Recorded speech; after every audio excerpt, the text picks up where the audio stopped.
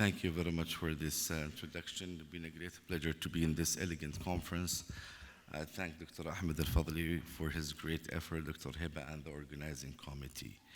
So in the next 20 minutes, my task is to go over the endoscopic management of large biliary stone. There's a lot of advances that happened in the last 10 years with different endoscopic modalities that can manage large biliary stones. So if we look into the incidence and the burden of the disease, we know that gallstone incidence is around 20% in the Western population compared to around 10% in Asian population. There's no clear cause for this, but this is probably due to the cholesterol deposition in the biliary system, and the formation of the stones are less in the eastern part of the world comparing to the west. Now, around 10% of those patients will develop common bile duct stones. As we know, a standard endoscopic sphincterotomy can clear most of the stones with just basically doing a sphincterotomy and balloon or sweep dilatation. Yet, there are about 10 to 15% of common bile duct stones that needs further intervention, and that's what we are going to talk about today. Now, what is really a big stone? Is there a clear definition of a big stone when you have a patient referred to you? If you look into the different guidelines and consensus, there is no accepted definition of what is exactly large stone, but we can say that any stone that is more than 1.5 centimeter is considered a large stone. And one important aspect is the shape of the stone, the ratio of the cross-sectional size of the stone with the distal common bile duct.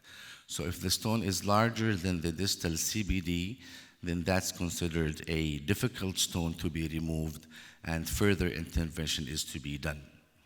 Now, other point is that not every large stone can be difficult to get out, and not every difficult stone can be a large stone.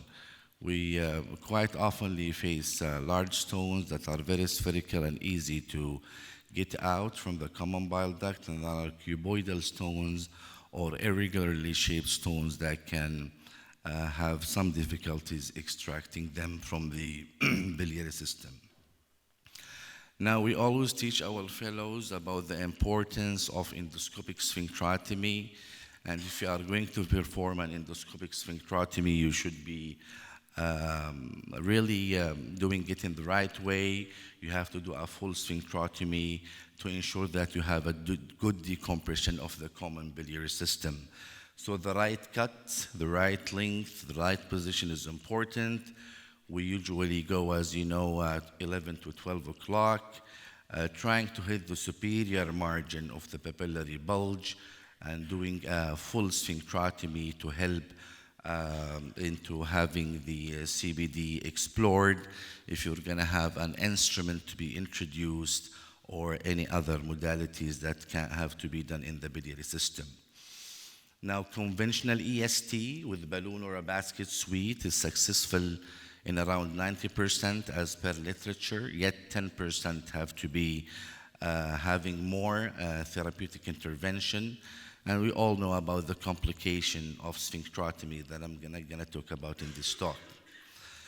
Now, if we can't remove a stone with a regular manner, what are the options? There are a lot of approaches that can be done trying to extract common bile duct stones, starting with endoscopic papillary balloon dilatation. You can do ES with large balloon dilatation. I'm going to talk in a few slides about the data of the mechanical lithotripsy, then the cholangioscopy with EHL or ELL, and finally the biliary drainage of large CBD stones. So first of all, the endoscopic papillary balloon dilatation is a modality that has been used widely. It's mainly used in the eastern part of the globe.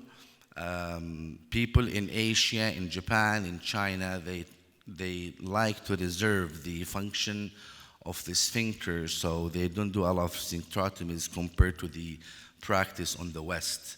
This technique has been there for more than 40 years, And basically, when you go with a balloon up to 10 millimeter and dilate it, keep it for a minute, deflate after that, that will allow dilatation of the sphincter, then you can pull the stone after that. Now, as I said, the rationale behind that is that it might preserve the papillary function, prevent reflux into the bile system, and maybe has less complication than endoscopic sphincterotomy as well. Now, this is a case that we faced of a 65-year-old male who presented with cholangitis, admitted to the ICU. INR was 2.6, which was difficult to do a lot of cutting in this case.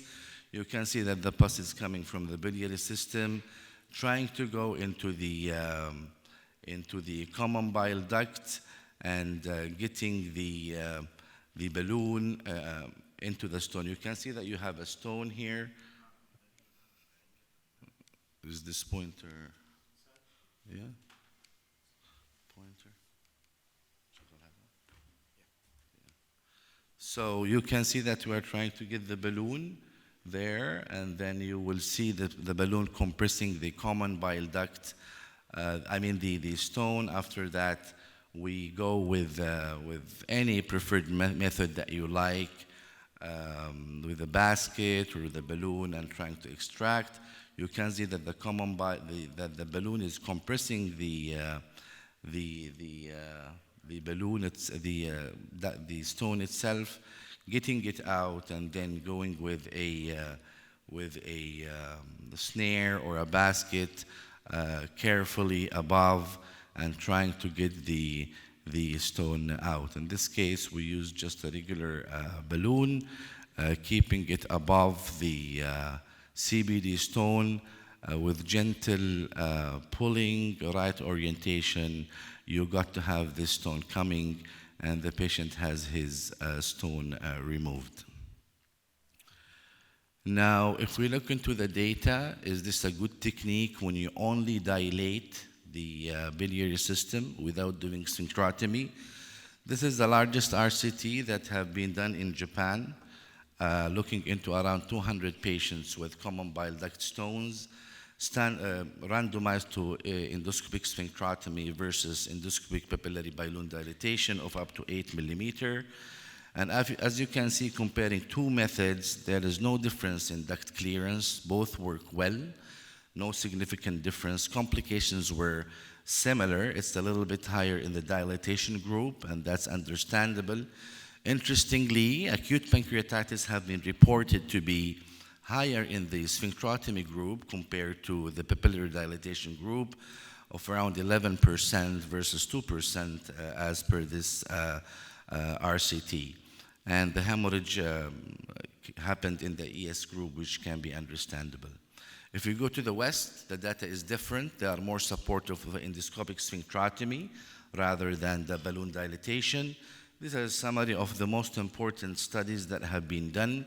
And as you can see, the overall mortality were higher with the dilatation group.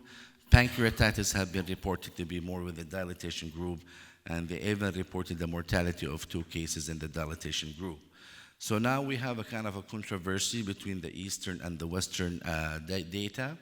There are a few meta-analyses that looked into all these studies and analyze it. This is probably the largest one that looked into 15 RCTs comparing dilatation with sphincterotomy. So to summarize, I'd say the success rate comparing two modalities is a little bit less in the dilatation group, and the bleeding, short, long-term complication as well are less with the dilatation group. The usage of mechanical lithotripsy have been more into the dilatation group, as well as pancreatitis, because you are basically pressing the sphincter for some time. That can cause pancreatitis. And if you look into mortality, perforation, and short-term complication, it's the same. What we're adopting in our hospital is basically sphincterotomy. If there is a large stone, we might compare endoscopic sphincterotomy with balloon dilatation in some cases.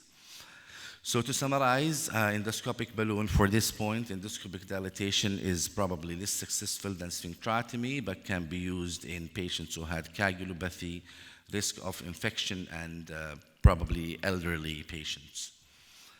Now, the other technique that can be done is to do a sphincterotomy followed by a large balloon dilatation. And we're talking about up to 20 millimeter balloon dilator.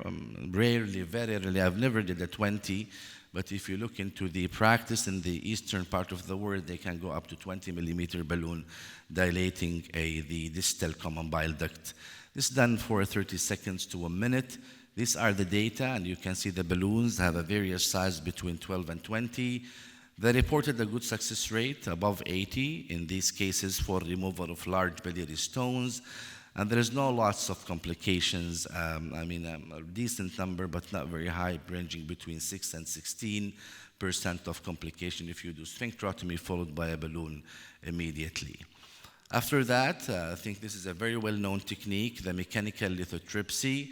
As we know, there is no endoscopy unit that can run without having an endoscopic lithotripter in the unit in case of emergency of getting a stone out. Basically, you capture the stone with the lithotripter basket. Then you just advance the sheet into the stone, and then you crack and crush the stone with the lithotripter. There are many in the market. Whatever you feel comfortable with, you can use. It's not difficult to use. It's not difficult to assemble, and your assistant can do this and help you with that. This is an example of a stone that we have referred. That's a very large stone of 3 centimeters. You can see that the stone is entrapped in the common bile duct as well, already by the basket. Now the sheet is advanced. After you have a very good advancement of the sheet, you can just connect the device and ask your nurse or your assistant to crush the device. And as you can see here, the stone have been crushed. It's very important, I go very fast in the beginning, that's to do a continuous low pressure to crush the stone itself. After that, you can remove the stone. We use mechanical lithotripsy in our unit, sometimes for those patients who had the large stones, and we are not looking much into cholangioscopy these days like before.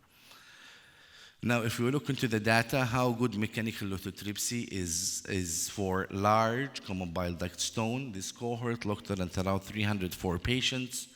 They reported a success rate of around 90%. And the take-home message from the slide is that if you want to do a mechanical lithotripsy, please try to do it once and don't try to place a stent, come again, do other mechanical lithotripsy, because as you can see, the risk of pancreatitis is higher if you do multiple lithotripsy, and bleeding as well have been quoted to be much higher due to the manipulation of the large lithotripter device into the common biliary system. Now, cholangioscopy is a very useful tool that we've been using for 8 or 10 years for now. There are many generations that came in the market. We talk about more than one producer, and maybe in the next 3 or 4 years we'll have 5 different cholangioscopes that can be available in the market itself. So there are three ways, and I think the first one is the mother-baby scope, the dual operator scope, where you need 2 endoscopists. I don't think that a lot of centers is doing this for now, so this technique is probably obsolete. There is the single operator cholangioscopy, where you attach the single-use cholangioscope into the main ERCP scope, and there is the direct cholangioscopy when you just go with a very slim scope and trying to introduce the scope to the common bile ducts. Now, these are 2 examples of the currently available cholangioscopes. So we had the privilege to use both of them. The first one is the one that it's been there for a long time by Boston Scientific, and the other one is the new Siegen Swedish scope that have been in the market for the last probably 2 or 3 months. So we know the history of spyglass. The first version was very unpractical. The image was not clear. It was easily broken. They came with the second generation spyglass, which is fine, and it's easy to get into the ducts. And probably by early 2024, they're going to have their third generation with a large wider channel and more accessories as well. The Segan one is launched in the market in Saudi, and it's a cheap one. It's probably 60 to 70% of the cholangiscope by Boston Scientific. It has the same channel. It enables direct picturing from the single-use cholangiscope itself, and the recording as well. So you press a button, you get a full record of the procedure that's going to be loaded to the system. And it's have been used now a little in my hospital. Now, this is just an example for those who want to see how does the biliary system look. This is a patient who was referred from one of our hepatologists for a possible PSC that was seen on MRCP. So this is the cholangiscope that had been introduced, and you have to irrigate well. You have to have a suction, and you can see this is a common bile duct here. Now you can just map into the biliary system in general, going into the right system, into the left system. This cholangiscope is like 10 French, so you wouldn't have a problem advancing the scope more into the intrahepatic duct. So as you can see, we're just getting the scope inside and looking into the anatomy. Now, this is basically a normal cholangiscope. There is no PSC, there are no strictures, there's nothing in that. And then if you have like stone, you can do lithotripsy that I'm gonna talk about, or biopsies, or you can get a stent that have been emigrated internally, so it's useful. So the lithotripsy devices that we have, there are two schools. Some support the EHL and others support the ELL. So you can break the stone using the water, the ultrasound wave, or the waves, or the hydraulic waves actually, or you can do it using a laser. We use the laser lithotripsy in our department. So the difference is that in EHL you use hydraulic pressure waves. You do continuous saline irrigation, which you don't have to do in the laser. In the laser lithotripsy, you just use laser wavelengths with no irrigation. If you do EHL, you have to be away from the stone and deliver these waves till you have the crushing of the stone, then you can remove it. If you're doing a laser lithotripsy, it's very important to be very close to the stone, though you don't have to touch the stone, because if you touch the stone, you just basically tunnel into the stone. So you have to be 1 to 2 millimeters away from the stone to be able to take it out. Now, looking into the literature, damage, the wall Dr. damage. Abdulrahman, you have 2 minutes. Sure. The wall have been, wall damage have been reported more, but that's probably, there's a heterogeneity in the data on this. And the length of the procedure using EHL have been reported to be almost double the time doing endoscopic laser lithotripsy. So this is the last case, just to show you a patient who had a CBD stone, standard sphincterotomy, balloon dilatation was difficult. I had the balloon burst twice, and we said, let's do the cholangioscopy for that. So you can see here, it's very important to centralize the laser machine or the catheter. Then you be away a little bit from the stone, and you start applying this laser waves. I usually start by 80, frequency of 10, increase to 120, then I go to 160. And usually if you go to 120 or 160 with a frequency of 5 to 10, usually you will have a good crushing of the stone. After that, you can just go and you can sweep the duct and have a stone cleared. So the last two slides, I'm going to talk about the data of the EHL, ELL. They have been good. The clearance rate is around 90%. Reported complications are seen in this slide, being having a pancreatitis, some case cholangitis, and probably perforation have been reported as well from the technique itself, or probably from introducing the cholangioscope as well. So this is what we've been doing mainly in our unit. I've been practicing mainly if we have a stone of more than 15 millimeter, and we know that we'll have a difficulty, we do endoscopic sphincterotomy. We dilate with a large balloon dilator. You choose the balloon size according to the CBD size. So if it's large, you can go with 12, 13. If it's small, you can go with 8 to 10. If the stone is really huge and the ratio of the cross-sectional image of the stone with the common bile duct is more than 1 centimeter, then we go straight away for cholangioscopy. We do endoscopic laser lithotripsy in this case. If it's less and we think we want to save some money, we don't want to open a cholangioscope, we do a mechanical lithotripsy in that case. And if that's successful, then that's fine. Procedure is done. If no, we, as much as we can, try to do the case in the first session. So we shift to cholangioscopy and we do the endoscopic laser lithotripsy. And if not, and that's not something that's possible or available, then we stent and we repeat the mechanical lithotripsy. And you're welcome to join the Pakistan Society of Gastroenterology conference in the couple weeks. Thank you very much for your listening.